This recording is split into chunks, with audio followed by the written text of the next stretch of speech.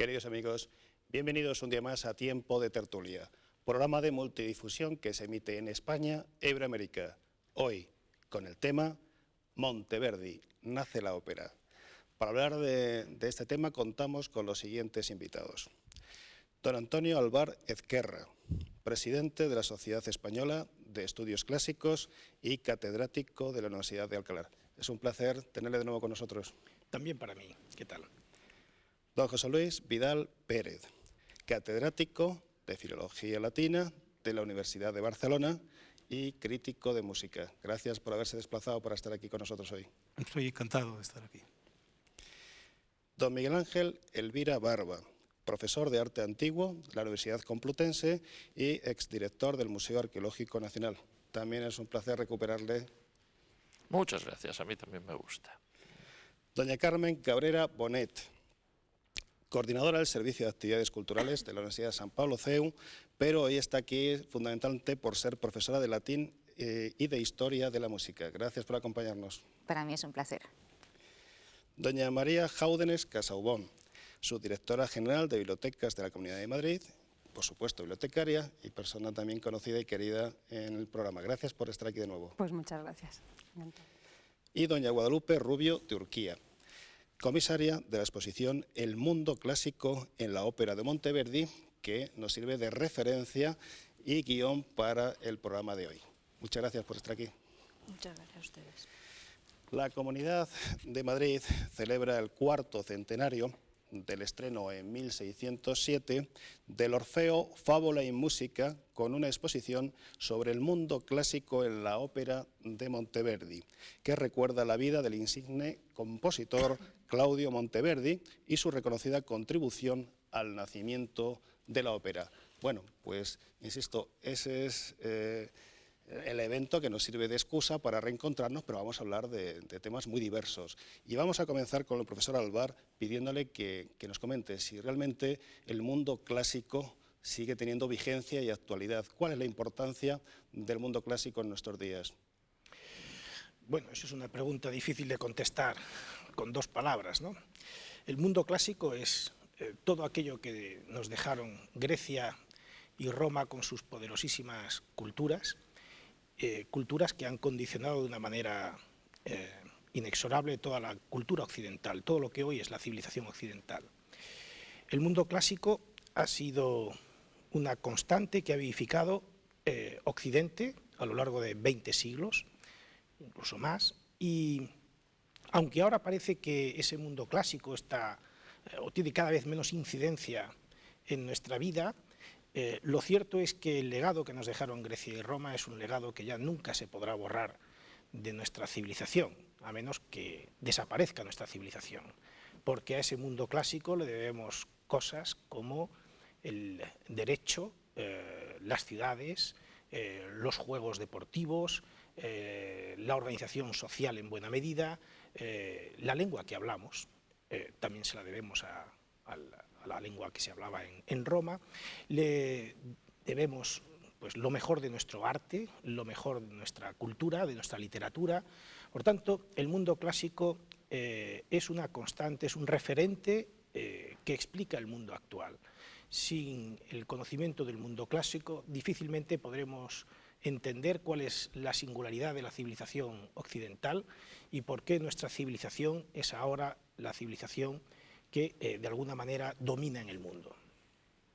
Profesor Vidal, la excusa que nos permite reencontrarnos en torno al mundo clásico y a la música es el estreno del Orfeo de Monteverdi. Me gustaría que nos hablase un poco del mito o los mitos de Orfeo. Posiblemente muchos de nuestros telespectadores los conozcan, pero yo creo que estaría bien refrescar la memoria a todos. Precisamente este mito, el de Orfeo, y por excelencia el de Orfeo y Eurídice, su amada y su compañera, ejemplifica muy bien lo que acaba de decir el profesor Alvar. Tiene una consistencia y una hermosura originaria muy alta y una potencia enorme. Se ha transmitido en la historia de la cultura, de la tradición y del arte europeo hasta nuestros días, y de la música. Para eso estamos fundamentalmente aquí. En su versión originaria es un mito muy sencillo que se da no solamente en la cultura griega y en su herencia, sino también en culturas distintas de la griega. Orfeo es el cantor por excelencia, el músico por excelencia. Apolo, el dios, le ha concedido el tener un canto maravilloso con el cual seduce a los mortales, a los dioses e incluso anima a las criaturas inanimadas, hasta las piedras. Es feliz porque ha conseguido el amor de Eurídice, feliz hasta el momento en que Eurídice, por un accidente lamentable en un prado, es mordida por una serpiente que la envenena y muere. Orfeo cae en un estado de abatimiento brutal y entonces se atreve a penetrar en el mundo del infierno, en el mundo inferior, para, cosa jamás vista, intentar conseguir de los dioses infernales que le devuelvan a Eurídice. ¿Qué arma tiene para ella? Su canto hermosísimo que logra que las divinidades infernales accedan a su petición. Le ponen solamente una condición, que cuando vuelvan hacia la luz y hacia el exterior, de ninguna manera se ha de volver para mirar a Eurídice. Si así lo hace, la perderá para siempre. Empiezan a encaminarse hacia el mundo exterior. Orfeo, en un momento dado, siente un ruido, se vuelve instintivamente, busca con sus ojos a Eurídice y buscarla y perderla es todo lo mismo. A partir de aquí hay una ligera variante. En unas de las versiones del mito, Orfeo vuelve desesperado a la tierra, se olvida del amor de las mujeres, de la sociedad y al final las bacantes, celosas de que no quiera a ninguna, lo despedazan y muere trágicamente. En otras variantes intenta de nuevo volver al Hades, es decir, al mundo del infierno, no lo consigue y también finalmente es despedazado por las bacantes como castigo a su postura. Estas están celosas de que no haga caso de ninguna mujer. Y luego hay diversas, ya no en Grecia, posteriormente, ni en Roma, hay diversos edulcoramientos, ¿no? Finales felices, happy end, como dicen los americanos. Pero esto creo que ya se irá viendo. Qué historia más bella y más terrible, ¿no? Bien, luego hablaremos de alguna de esas cuestiones relacionadas con el mito y sobre las variantes, ¿no? Profesora Elvira Barba, ciertamente la presencia de Orfeo, del mito de Orfeo, en las bellas artes es constante, se manifiesta de una manera reiterada. Háblenos un poquito al respecto. Pues sí, efectivamente, Orfeo aparece a lo largo de toda la historia del arte. Su primera representación, curiosamente, es de un mito totalmente secundario en Orfeo. En la Grecia arcaica aparece Orfeo acompañando a los argonautas para buscar el vellocino de oro, un mito que ya digo es totalmente secundario en Orfeo, pero que es el primero que aparece representado. A partir de ese momento se puede decir que Orfeo aparece en distintas escenas. Fundamentalmente hay por una parte las escenas que podríamos llamar presentativas. Orfeo en el centro, que generalmente está tocando el arpa, está tocando la lira, está tocando la cítara, y los animales y las plantas y las rocas están encantados alrededor, formando una especie de paisaje. Todos conocemos probablemente imágenes de esas.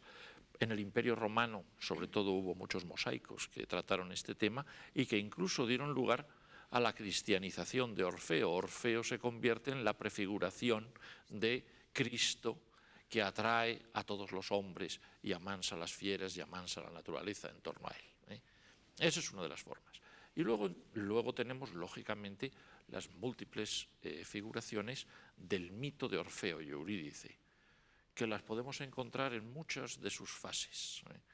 Desde el momento en que Eurídice es mordida por la serpiente, hasta el momento en que baja a los infiernos e intenta que Plutón y Proserpina le devuelvan a su mujer, hasta la escena de la vuelta, la tremenda escena de la vuelta, donde él se gira para ver a Eurídice y ésta se tiene que marchar.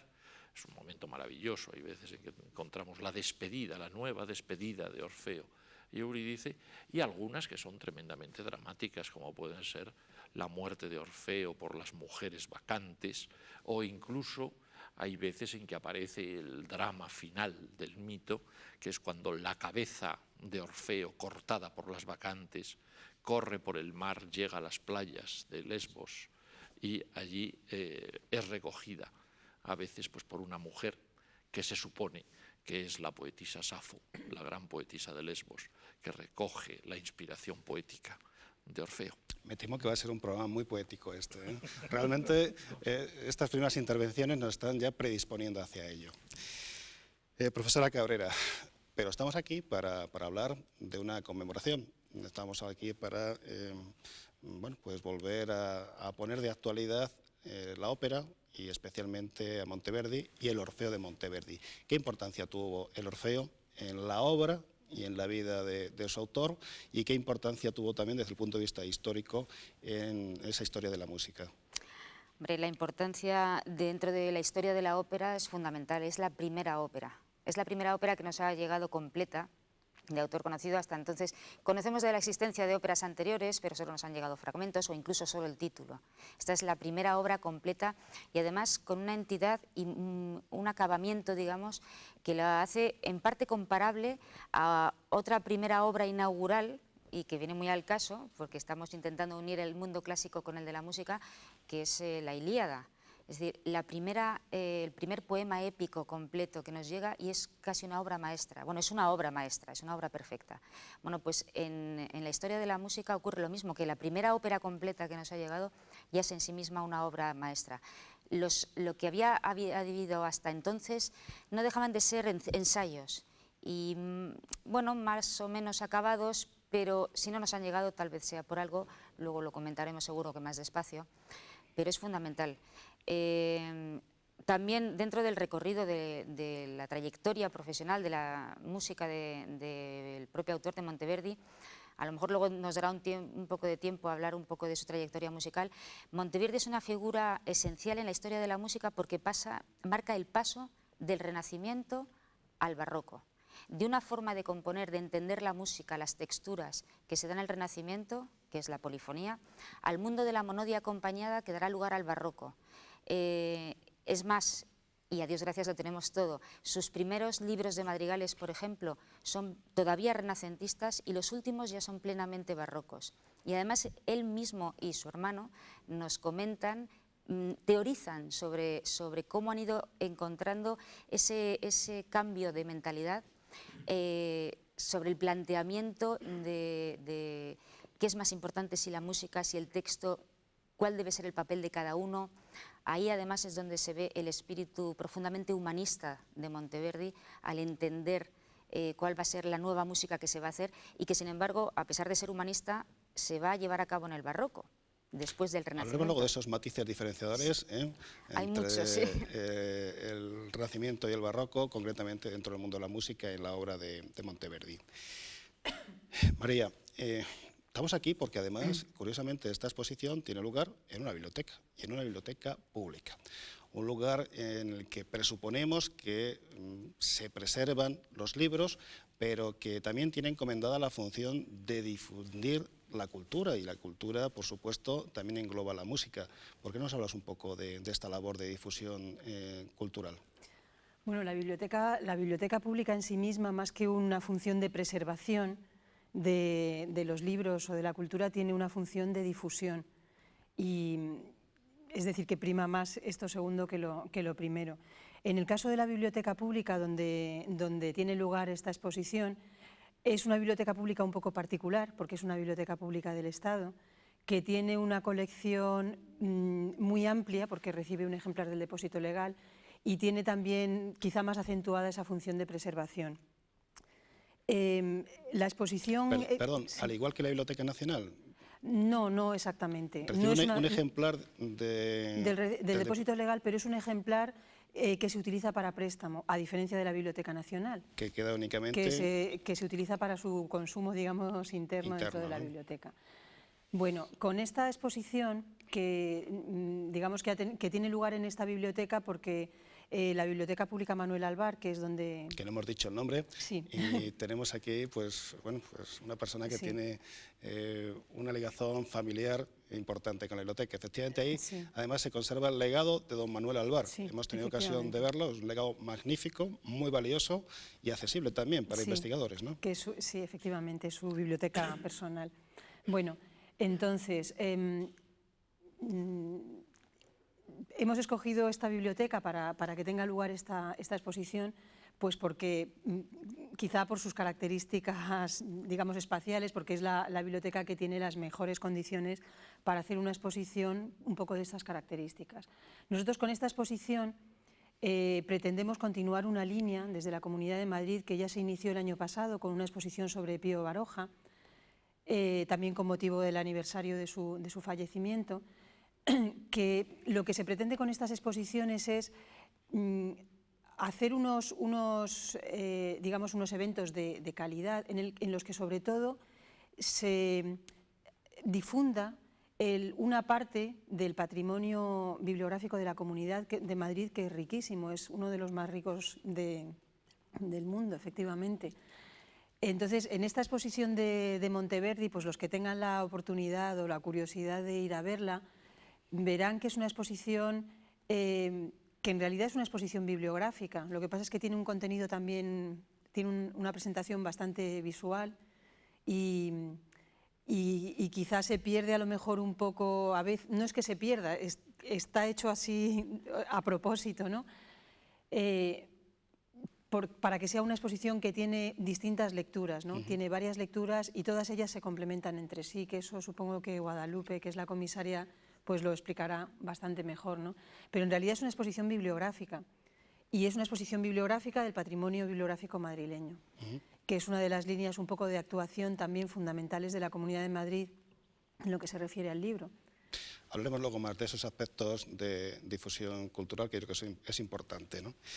Guadalupe, la comisaria, la responsable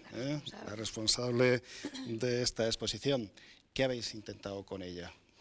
Bueno, es una exposición que efectivamente es ambiciosa, como dice el título, ¿no? El mundo clásico en la ópera de Monteverdi, pues sintetizar esto con la voluntad unívoca de ofrecerlo a un público muy amplio, un espectro completo, desde el que no sabe nada, ni siquiera que existió, qué significa la palabra Monteverdi, como muchas personas nos lo han dicho, para gran satisfacción nuestra, hemos de decirlo, hasta expertos, como algunos de los aquí presentes, que bueno, pues mucho de lo que hay ahí no es que lo entiendan, es que lo han escrito ellos, ¿no? Objetivos: celebrar, conmemorar, festejarnos todos del nacimiento histórico de la ópera con el estreno del Orfeo de Monteverdi, porque se inicia la historia de un género como es el operístico, que evidentemente es uno de los hitos o referentes de la cultura occidental, y aquí estoy enlazando un poco con lo que ha dicho el profesor Alvar, no solamente porque domine la cultura occidental, sino qué ha ofrecido o qué está ofreciendo la cultura occidental a la humanidad. No es por dominar, sino qué referentes de humanidad, valga la redundancia, ofrece. Como yo el otro día le decía a la directora general de la Comunidad de Madrid, el cohete a la luna, por emplear un término de mi infancia, lo del cohete, no habría sido posible sin Platón. Así muy resumidamente, pero en bruto, pero lo digo. Entonces, esto es lo que queremos trasladar. Eso por una parte, conmemorar, festejar y volver y poner en los oídos y en los ojos de las nuevas generaciones o de las más jóvenes la belleza de Monteverdi. Y a cuenta de Monteverdi y con motivo de Monteverdi, entrar en por qué Monteverdi se ha festejado y se está festejando en el mundo entero este evento histórico. ¿Qué es lo que significa? Bueno, pues realmente toda la potencia del mundo clásico como permanente manantial de cultura y referente y fuente inagotable, porque apela a unos aspectos de la condición humana que son inmutables, por fortuna, y que además son valores atemporales.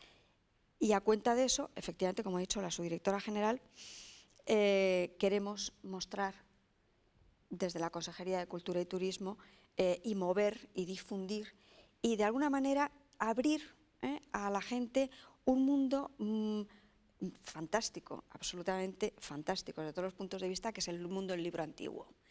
La Comunidad de Madrid tiene una riqueza patrimonial en ese orden de primera fila mundial. Y lo digo con toda la serenidad de quien ha hecho cuentas, o sea, que he computado, ¿no? Y sé exactamente lo que estamos diciendo.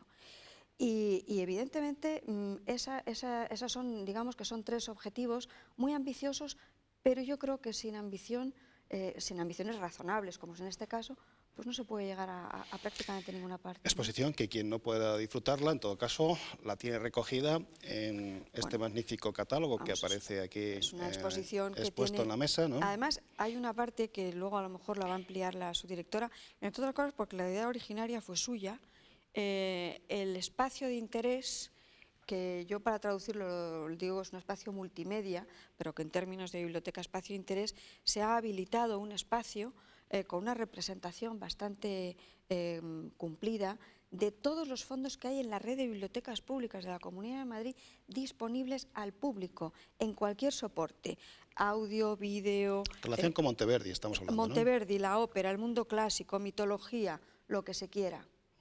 Y eso está anejo a la exposición y se ha hecho una guía, ese librito pequeño que hay ahí, junto con el catálogo, para que cualquier usuario, cualquier ciudadano, allí mismo, y también hay 4 puntos para ver obras de Monteverdi, representaciones de las óperas de Monteverdi y escucharlas. Además de que a lo largo de la exposición, que está abierta un buen montón de horas, hay 50 cortes de música de Monteverdi, no solamente de ópera, se han introducido también madrigales y música sacra. Que yo creo que intentamos, y creo que lo vamos a conseguir, María, llegar a un gran número de público, sí. A un gran número de personas, con un tema clásico, con un compositor clásico, con un género clásico. Mucha iconografía clásica. Con mucha iconografía clásica. De los mejores maestros del barroco. Pero señores, a mí me han dicho que todo el mundo clásico y la cultura clásica está en crisis, que no se aprecia ni por las instituciones, ni en la propia universidad tiene el relieve y la trascendencia necesaria. ¿Es cierto? ¿Ocurre esto, que se está postergando los estudios y la cultura clásica, o no? Bueno, pues me siento invitado a hablar. Sí, bueno, yo como presidente de la Sociedad Española de Estudios Clásicos, que es la sociedad que agrupa a los profesores de latín y de griego, tanto de enseñanza secundaria como de enseñanza universitaria de toda España, pero también a gentes interesadas en el conocimiento del mundo clásico, pues tengo que decir que, en fin, a nuestro modesto entender, el mundo clásico no está recibiendo la atención que debiera dentro de nuestro sistema educativo. No la está recibiendo suficientemente, pero tampoco quiero dramatizar demasiado en la enseñanza secundaria y, por supuesto, no la está recibiendo en la universidad. Claro, nosotros, cuando echamos la vista atrás, pues contemplamos con cierta melancolía aquellos momentos en donde la enseñanza del latín y la enseñanza del griego eran las enseñanzas que vertebraban la educación de cualquier persona culta en Occidente. No es que se estudiase latín, sino que se estudiaba en latín. Es decir, cualquier materia, la medicina, las matemáticas, la filosofía, la teología, todo se estudiaba en latín. Bien, eso acabó a finales del siglo XVIII, principios del siglo XIX, con el romanticismo, sin lugar a dudas.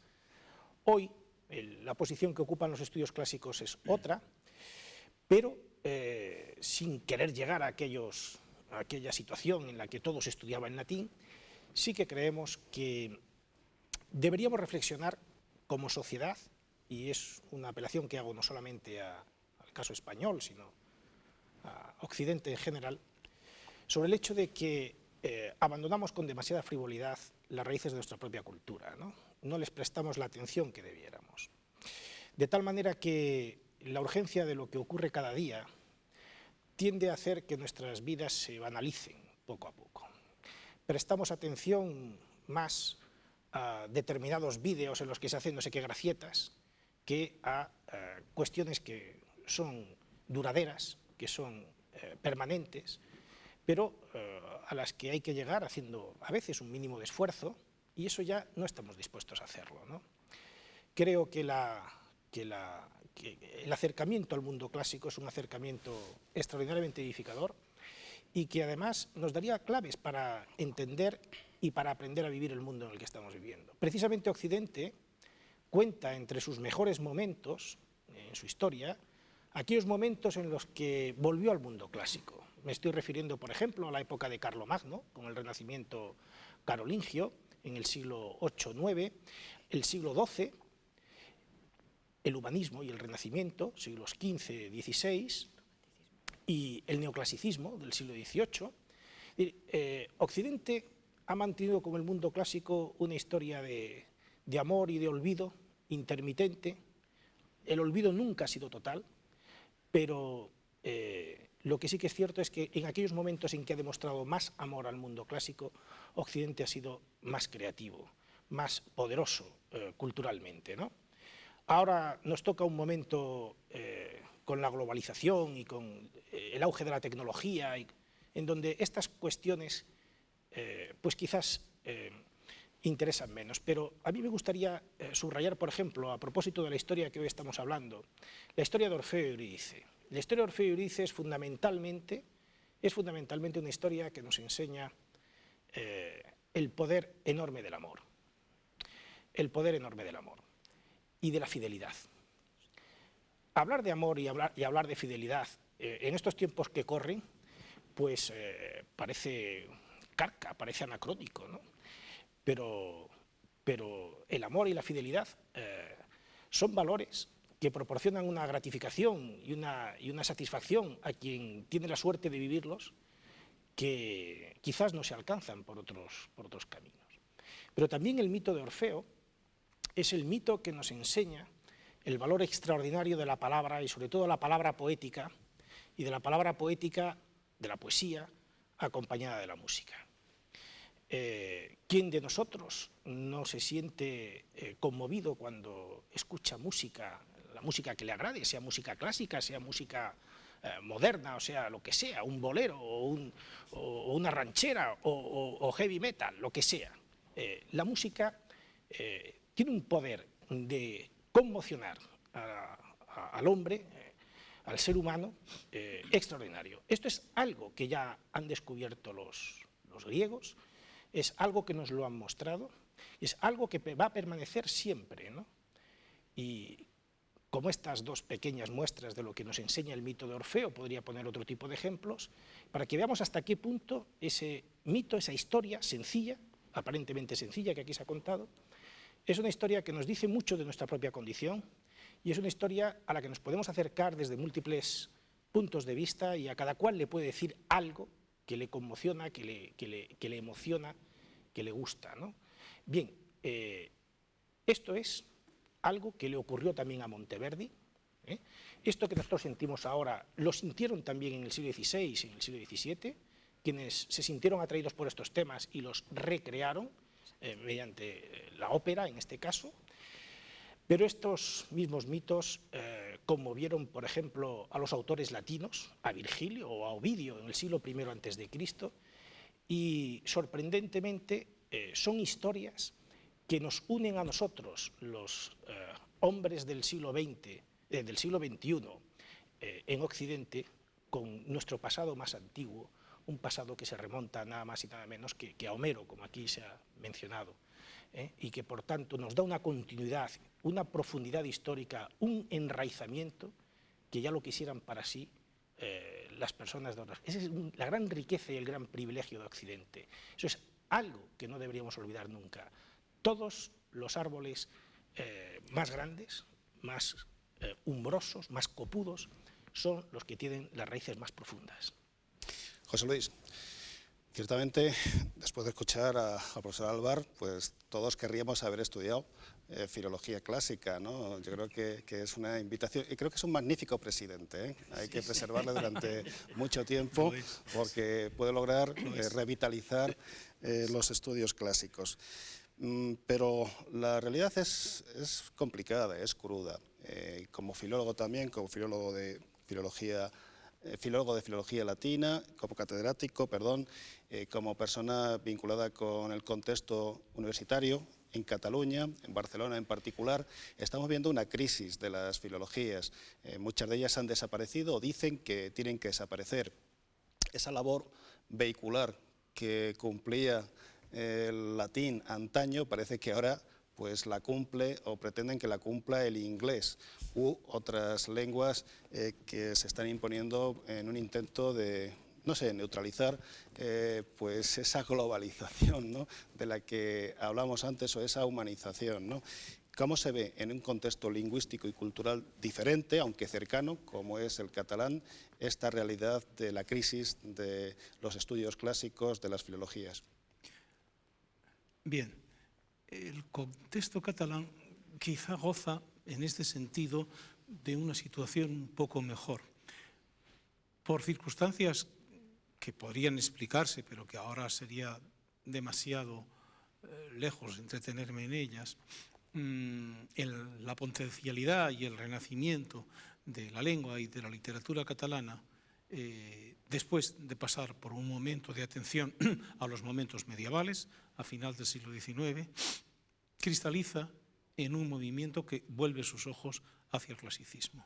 En los años 10 y 20 del pasado siglo XX hay una especie de consenso en la sociedad catalana culta, pero inmediatamente después en la sociedad catalana burguesa y cada vez más en otras capas de la población, de encontrar en los clásicos un soporte para una literatura, una lengua y una cultura que ha pasado momentos muy difíciles, que llevaba 3 siglos de casi oscuridad y que tenía que renacer. Voy a poner solamente un ejemplo muy concreto. La literatura catalana tiene que volver a cultivarse, necesita una agilidad y unos modelos. ¿Cómo se logra esto?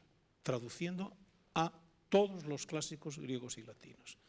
Cambó, el gran mecenas y el gran político de ese momento, protagoniza, impulsa el que se cree una asociación, una sociedad, una colección de clásicos griegos y latinos, la Fundació Bernat Metge, que traduce al catalán todos esos clásicos. ¿Por qué lo hace? En segundo lugar, no en primero, por un criterio de tipo arqueológico. En primer lugar, por un criterio cívico. Hay que repristinar, hay que normalizar, hay que agilizar esta lengua y esta literatura que se ha desgastado. ¿Cómo se puede conseguir eso? Lo ha dicho el profesor Alvar genéricamente hace un momento, volviendo a las fuentes, tomando contacto con los clásicos. En ese sentido, es posible que en la sociedad, en la cultura, en la universidad catalana, hayamos vivido un poquito más de renta y las circunstancias hayan durado un poco mejor. Ahora estamos ante una crisis parecida en todas partes. Esta crisis, por cierto, no afecta solo a los estudios clásicos. Yo vengo de una facultad, la Facultad de Filología de la Universidad de Barcelona, en donde filologías modernas, de lenguas absolutamente prestigiosas de nuestro entorno, como por ejemplo el italiano o como por ejemplo el francés, tienen menos repercusión y menos alumnos que la filología clásica. Es decir, hay que planteársela en un contexto más genérico. A mí me parece, y con esto quisiera acabar esta parte de mi exposición para no alargarme demasiado, que habrá que distinguir entre el trabajo especializado sobre los textos griegos y latinos, que es un trabajo de minorías y será siempre un trabajo de minorías, no hay que desgarrarse las vestiduras, y la proyección y el contacto con esos textos en traducción, revitalizando el arte, la literatura y la lengua, que eso pertenece o debe pertenecer a la formación básica.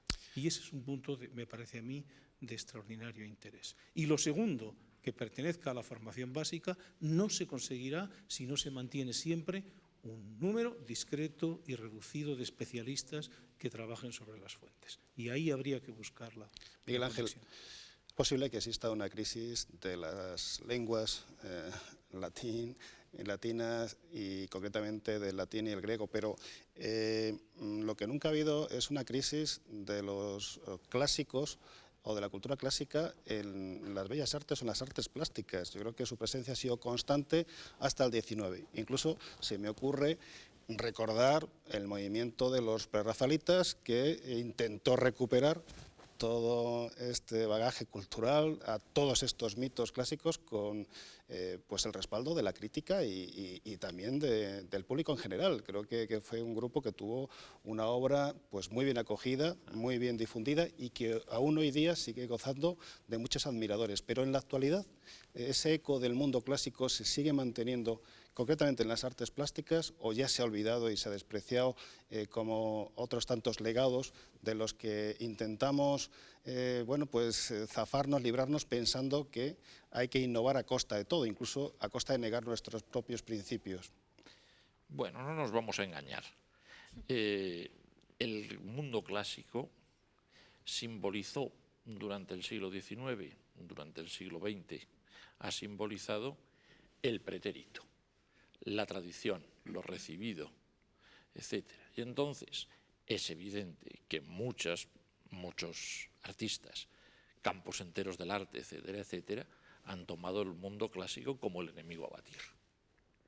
Que es verdad que ha habido tendencias que se han opuesto a ello, que lo han defendido, etcétera, sí que es verdad. Acabas de mencionar los prerrafaelitas. Quizá mucho más pesado todavía fue la importancia de los simbolistas en Francia, etcétera, etcétera. Pero cuando llegamos al siglo XX, cada vez va siendo más difícil encontrar defensores del clasicismo.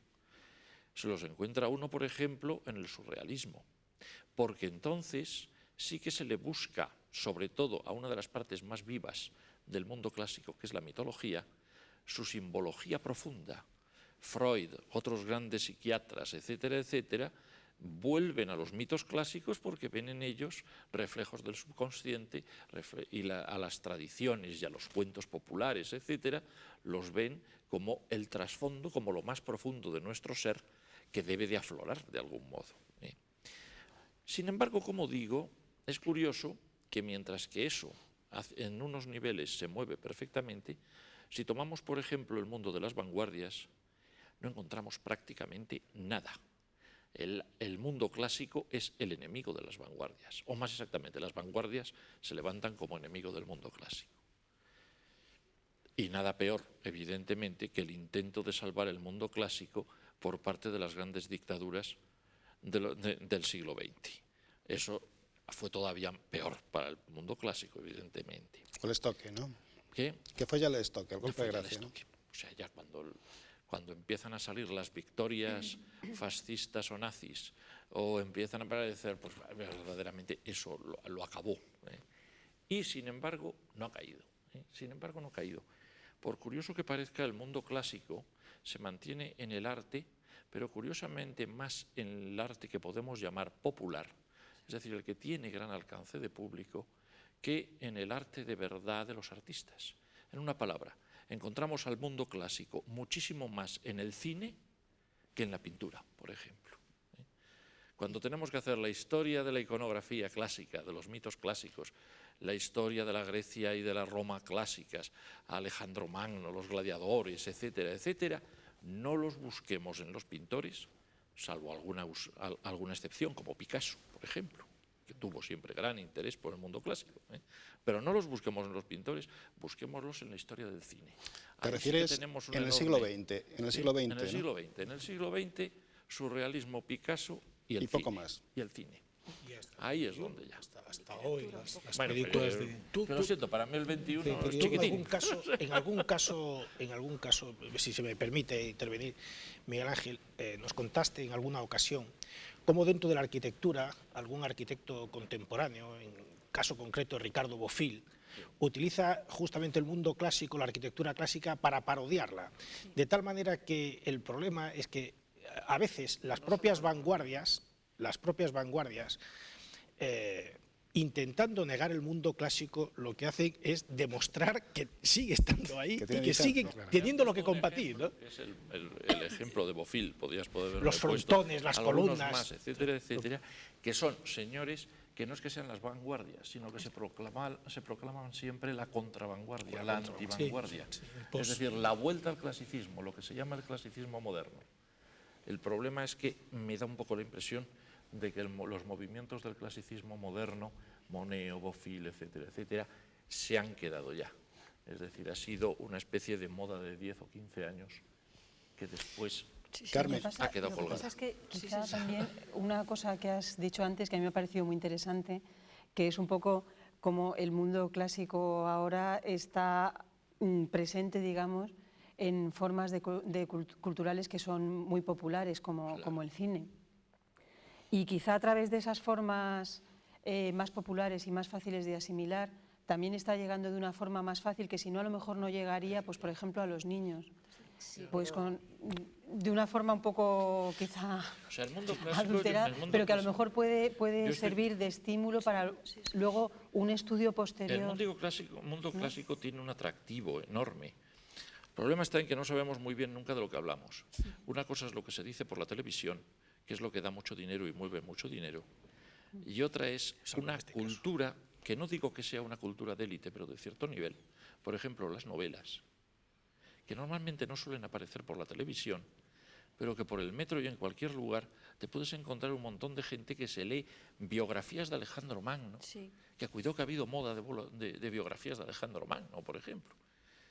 Yo recuerdo un editor que me dijo, mira, hay 3 temas de la antigüedad sobre los que se puede escribir: los faraones, Alejandro Magno y los gladiadores y los legionarios.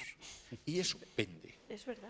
Y eso vende. Sí, pero lo malo a veces es que podría estar bien, a lo mejor, para un público demasiado infantil, creo yo, porque le puede despertar la curiosidad, pero me temo que todas estas películas lo que terminan es trivializando un poco el tema, dándonos una imagen muy poco ajustada a la realidad, con muy poco rigor histórico, y la gente termina creyéndose que esa es la historia. Y además, hablando muy alegremente de ella, y cuando en realidad, bueno, las incongruencias que nos hemos encontrado a veces en las series de televisión o en las películas, etcétera, y también en las novelas históricas, porque hay mucho aficionado a escribir novela histórica con muy poquita base. Y claro, vale, está bien que ahora la gente por lo menos sepa dónde ubicar a Alejandro Magno, pero luego se creen que todo lo que les están contando es cierto y terminan eso, haciendo de ello la historia oficial, cuando no tiene nada que ver. No sé, yo creo que se corre mucho el peligro de trivializarlo, de dar una imagen falsa, y además me imagino que aquí estará de acuerdo mi amigo Antón. José Luis tiene pedida la palabra.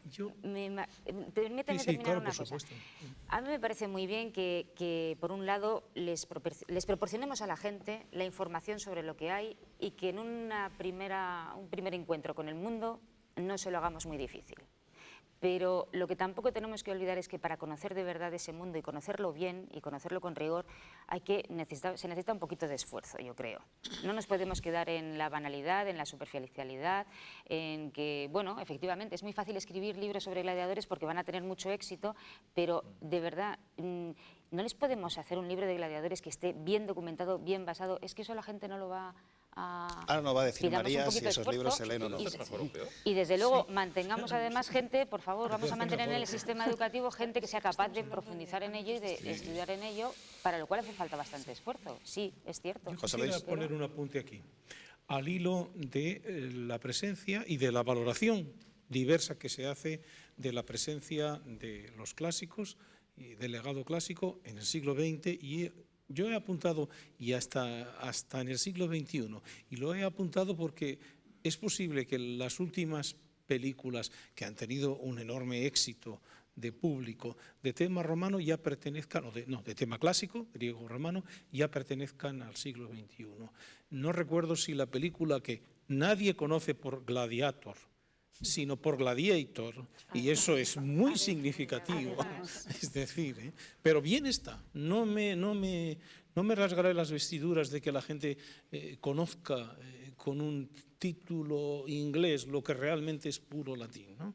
Es decir, esas películas, posteriormente la película de Troya, la de Alejandro, y ultimísimamente esta especie de cómic que ha sido con independencia de las aseveraciones que se hagan sobre su calidad, con independencia, a esto quería llegar.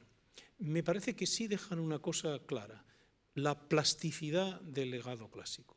Y esa plasticidad, es decir, puede con todo, puede incluso con aquellos que se ríen de él. Y esa plasticidad nos permite ser un poco esperanzadores. Ahora, si se me permite, esta plasticidad la quisiera conectar con el tema central que nos ha traído aquí, Monteverdi y Orfeo. Carmen nos podrá explicar, y seguramente lo hará después mucho mejor, por qué la ópera nace al plantearse el tema clásico de Orfeo y Eurídice, después de unas tentativas que no acaban de resultar en la Italia renacentista y fraguan con Orfeo. Pero, y por eso hablo de plasticidad, cuando el legado de Monteverdi empiece a resquebrajarse, cuando esta manera de entender la ópera empiece a resultar vieja, el gran renovador del género operístico, Gluck, volverá a un Orfeo. Claro, ¿qué pasa? ¿Qué tiene ese mito? ¿Qué tiene el legado clásico para que se pueda acudir a él para renovarse? Pero aún haré un apunte más. Del mito clásico uno se puede reír y banalizarlo y resultar, porque estos dos Orfeos que he dicho son serios, ¿no? Pero Offenbach, en la segunda mitad del XIX, en la época de Napoleón III, hace un vodevil gigantesco y una opereta extraordinaria, que es un puro disparate, en donde todo es ridículo, pero todo es hermosísimo, sobre Orfeo en los infiernos, ¿no? Me parece que esta plasticidad, esto sirve para tomárselo en serio, para criticarlo, para que nos riamos de ello y para que hagamos una caricatura banal, tiene un punto de positivo, o eso creo yo, ¿no? Pero vamos a consultar a los especialistas, las especialistas en este caso. María, ¿qué importancia tiene el mundo clásico en la dotación de las bibliotecas? ¿Qué demanda tiene el mundo clásico por parte de los lectores? Y te voy a pedir que también analices una nueva realidad de las bibliotecas. Se han incorporado los elementos multimedia, es decir, se ha incorporado la posibilidad de pedir en las bibliotecas CDs o DVDs para disfrutar, pues eso, de una ópera o de una película. Lo sé, me consta, porque además he enfocado mucho sobre el público infantil y juvenil, que es donde creo que hay que generar ese interés. Por eso creo que quizá luego tenemos que hablar, ¿no?, de esas adaptaciones que se han hecho para ese contexto, para ese público, que no implican un gran esfuerzo. Es decir, mis hijos son niños de 3 y 5 años, conocen ciertos mitos sin saber lo que significan, precisamente por estos elementos de multimedia, por estas películas. Y yo creo que es una forma de entrar. No sé si es la mejor, pero es una forma de entrar. Estéis aquí los especialistas, posiblemente cuando luego tengan que estudiar estos mitos, si los reconocen en una película infantil, va a tener también algo que ver con su propio itinerario personal, ¿no? ¿Qué demanda y qué presencia tiene ese mundo clásico en las bibliotecas? Bueno, es una pregunta un poquito Complicado. difícil, la verdad. Porque vamos a ver, si nos referimos a las colecciones de las bibliotecas, pues en la colección de una biblioteca pública hay un poco de todo. Y entonces hay de todo lo que se publica, ¿no? Entonces, desde el punto y hora en el que hay, si nos referimos a las obras para niños, pues desde el momento en el que hay una producción editorial que contiene elementos del mundo clásico, obras del mundo clásico adaptadas para niños, en las bibliotecas también las hay. Y a mí me parece que tienen bastante demanda. Yo también un poco, aunque no se debe de generalizar a partir de un caso particular, ¿no?, pero yo tengo también un caso particular en mi casa con mis hijas. Una de mis hijas lee mucho y otra de mis hijas no lee apenas nada. Pero en cambio, a raíz de ver la película Troya, le interesó mucho. Nosotros vamos bastante a librerías y vamos bastante con mis hijas. Pues a mi hija pequeña le interesaron muchísimo todas aquellas cosas que ella vio que tenían pues historias que ella recordaba de Troya. Entonces, pues a partir de ahí leyó una odisea de una editorial que era una buena edición adaptada para niños, que luego además le relacionaba con otras historias que no aparecían en la Odisea y tal. Es decir, que a mí me parece que no debemos tampoco un poco minusvalorar algunas producciones que son en sí mismas no muy adecuadas, ¿no?, porque no están demasiado ajustadas a lo que en realidad son las cosas, pero que sí pueden ser una puerta de entrada y estimular la curiosidad por luego seguir pues profundizando y aprendiendo, ¿no?, y leyendo. Entonces, desde ese punto de vista, volviendo a las bibliotecas públicas, pues en las bibliotecas se encuentra todo, desde la película de Hércules de Walt Disney hasta, pues eso que comentaba antes, una Odisea adaptada a los niños, pero que es una versión... Sí, no será muy en fin. ortodoxa, pero No, ya es conoce el ortodoxa, mito, es ¿no? adaptada a los niños, pero es una versión que no se inventa nada. Bueno, Guadalupe, por eso, por lo que estamos hablando aquí, tenemos, por un lado, una parte de especialistas, de puristas, que defienden el mundo clásico con todos sus elementos y además con esa ortodoxia imprescindible para poder acceder a sus contenidos, para poder entender ese mundo clásico. Por otro lado, nos encontramos que hay una demanda del gran público, pero que no tiene esos visos de seriedad, de rigurosidad.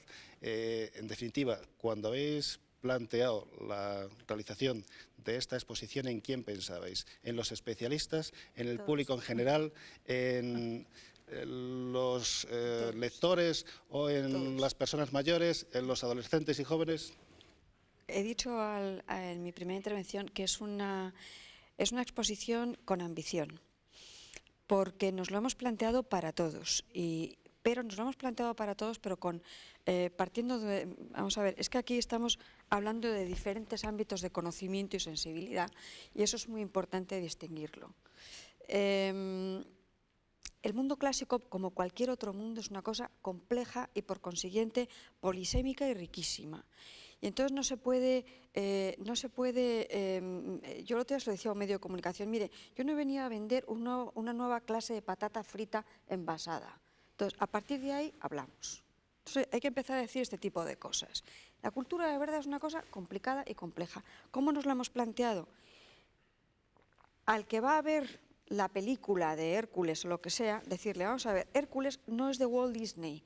Esto es una cosa que ha producido la factoría Walt Disney basada en un relato que procede de que tiene este origen y que ha tenido este recorrido a lo largo de la historia. Porque claro, esto se ha reelaborado, se ha remirado, se ha mantenido en la esencia, pero cada momento del siglo XVI, el mito de Orfeo del siglo XVI no es exactamente lo que era el primer siglo antes de Cristo.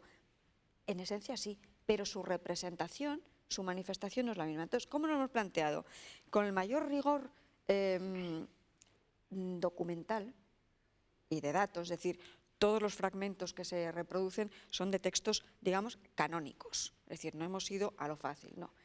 En algún sentido se nos ha hecho una observación, es que la gente tiene que leer paneles para enterarse de qué es esta exposición. Y entonces yo contesto, bueno, como hay un plan de fomento de la lectura, que empiecen por leer paneles. A lo mejor tenemos suerte y leen un librito. Porque por otra parte, a veces infravalora la inteligencia de las personas y a los niños. Estamos haciendo generaciones de idiotas, directamente, porque se les da todo fácil. Entonces, yo recuerdo muy pequeña viendo Quo Vadis, yo no me olvidaré nunca, jamás, de Peter Ustinov acusando a Popea de uxoricida. ¿Cómo me voy a olvidar yo de esa fantástica escena? Pero claro, como se pone en esta exposición, aquí está la ópera de Monteverdi, aquí están los libretos y aquí están las fuentes. Y ahí tiene usted la película producida por factoría Walt Disney. Hércules ni Pocahontas es un invento del señor Walt Disney. Esto es lo que hay que decir. Ahora, de ahí a que todo el mundo sea erudito, no. Pero recuperar para la conciencia social de la sociedad en la que vivimos, de nuestra sociedad, la que ofrece esos valores humanos, que en definitiva es lo que ofrece la occidental, devolverle la conciencia de que hay cosas que son patrimonio, que nos ha llegado y porque es patrimonio tenemos obligación de transmitir, por lo que ese patrimonio ha dejado. No todo el mundo tiene que ser excelso latinista, ni filólogo, ni un experto en mitografía, pero que tiene que tener conciencia de que eso hay que respetarlo y que tiene que haber una serie de señores élite. Sí, los que juegan al baloncesto son élite, los que corren en Fórmula 1 son élite, los que cobran por pegar una patada al balón de higos a brevas también son élite. Está bien esa crítica mordaz, No, es que esa es la pura verdad. No, aprovechando el mundo clásico. No, el mundo clásico no, y que además, y voy a terminar, se habla de I+D, yo sigo sin saber lo que es. Yo sigo sin saber lo que es. Pero una especie de laboratorio con un le da como una categoría. Y el señor que se ha dejado la pestaña intentando saber si esa versión recibida de sí o no se ajusta o no sé qué, ese es un desgraciado que además que se calle, que tiene la suerte de hacer lo que le gusta. Hombre, pues no. Bueno. Eso es lo que hay que llevar, yo creo, a la Vamos terminando. conciencia. Yo no querría No, yo finalizar hablo con dos este veces. regusto, porque vamos a Y las desanimar a cosas- los pocos amantes del mundo No, clásico. para nada, porque como se viene diciendo, es un mundo que a pesar de las vanguardias, que yo no he dicho nada, porque esto es para otra tertulia, vamos a empezar a pensar, a que nos expliquen las vanguardias qué es eso de que ellos son la vanguardia. No son la vanguardia de nada, está más visto que el TV. Señores, nos queda muy poco tiempo. Vamos a utilizar un último turno de palabra. Os ruego, por favor, que no os alarguéis en exceso. Hay al menos 2 palabras pedidas. Profesor Alvar.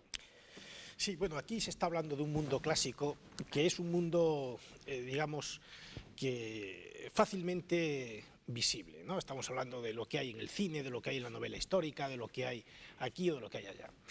Pero el mundo clásico, como está diciendo Guadalupe ahora, es una realidad mucho más compleja y más polisémica.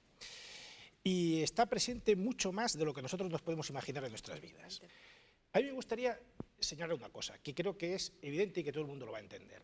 Cuando nosotros viajamos y visitamos otras culturas que hay por el mundo y nos enseñan, sobre todo las culturas del pasado, nunca nos enseñan ciudades, nos enseñan palacios, templos y, en el mejor de los casos, cementerios. Eso es lo que vemos. ¿Dónde está el hombre de la calle? ¿Dónde está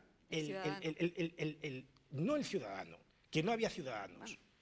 ¿Dónde está el ser humano? No, allí están los dioses, los reyes y los muertos. ¿Dónde están los seres vivos? Los seres vivos aparecen en el mundo grecorromano. Cuando nosotros visitamos los restos que nos han dejado Grecia y Roma, nos enseñan siempre restos de ciudades, donde hay templos, donde hay pocos palacios, muchas casas, y donde hay sobre todo algo que es verdaderamente singular, que no existe en ninguna otra cultura ni en ninguna otra civilización, que son edificios dedicados al ocio, teatros, termas, anfiteatros, circos, etc.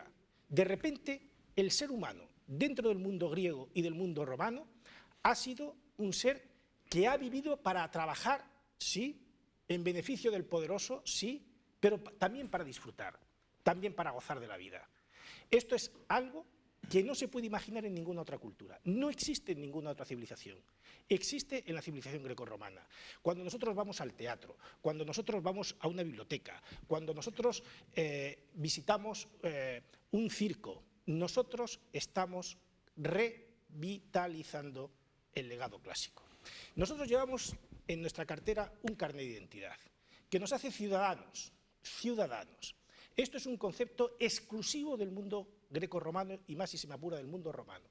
No somos súbditos, somos ciudadanos. No, perdona, Somos lo ciudadanos. que estás diciendo, tú sabes que ese es uno de los debates permanentes en Inglaterra y en los Estados Unidos, que no quieren carnet de identidad. Bien, todo eso... Es que, no, esto es cierto. Todo esto quiere decir, a nosotros nos gusta que nuestros hijos vayan a la escuela. Esto es algo griego y romano. Esto no existe en ninguna otra cultura ni en ninguna otra civilización de esa manera que se dio en el mundo griego y romano. Nosotros colgamos cuadros en nuestras paredes. Esto es algo que procede del mundo greco-romano.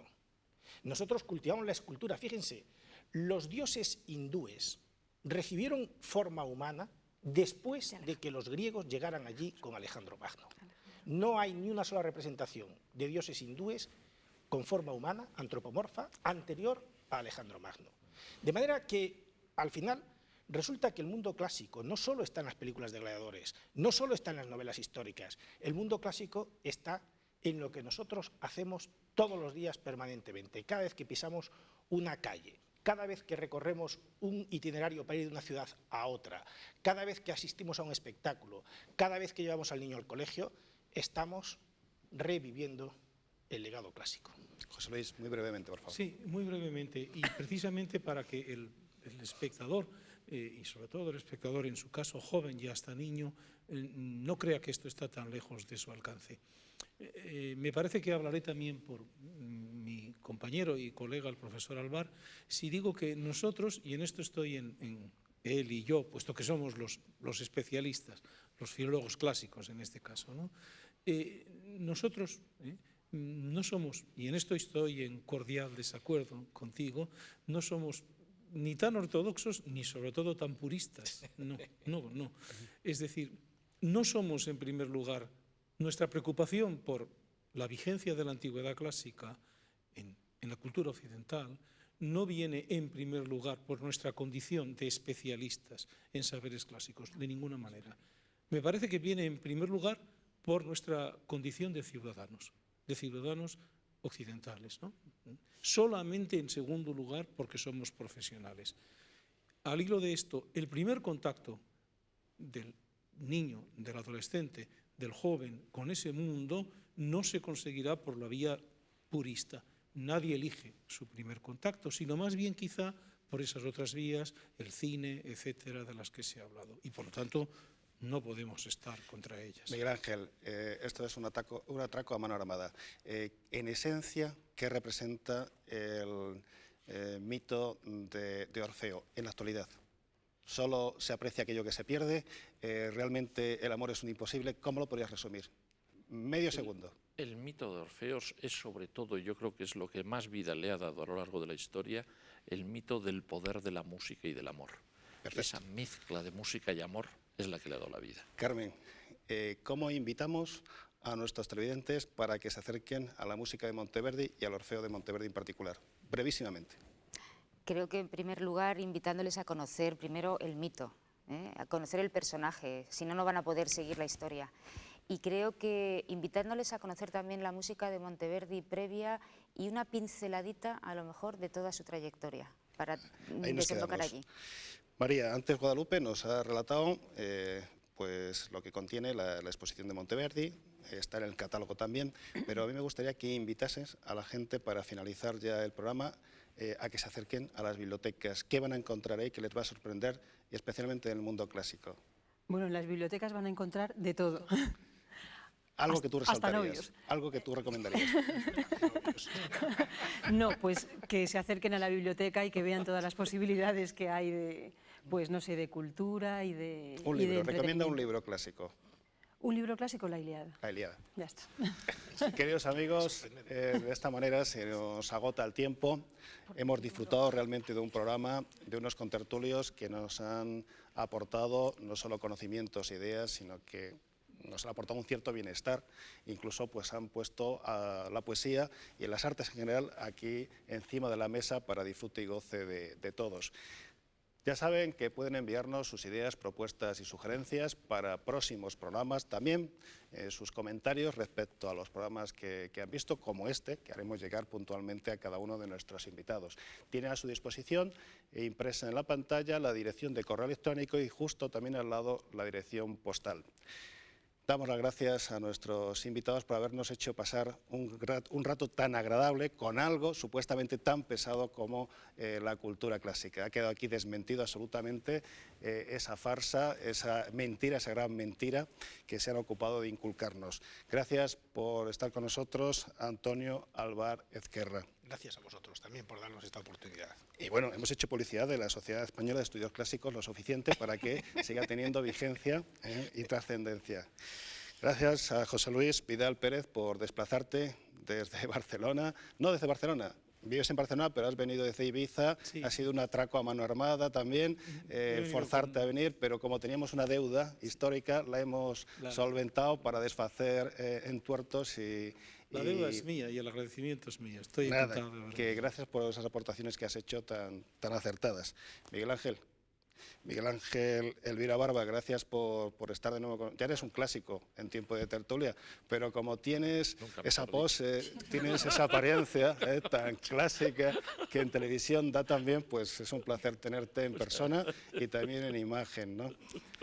Carmen, gracias también, Carmen Cabrera Bonet, por hablarnos de las excelencias de la música y por ayudarnos a entender un poquito la música y ese mundo clásico. Gracias a vosotros por dar a conocer este mundo.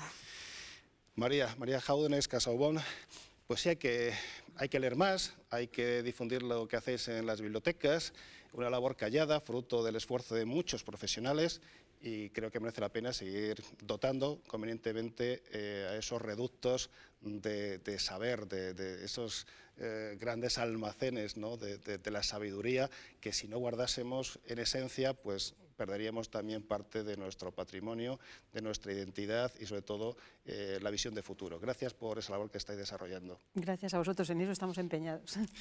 Y muchas gracias a Guadalupe Rubio de Urquía, pues por haber armado todo esto, por haber armado la exposición del mundo clásico en la Ópera de Monteverdi, que nos ha posibilitado encontrarnos y debatir sobre un tema tan acertado y tan sugerente. Y yo una última palabra. ¿No hay más? Una palabra. Una palabra.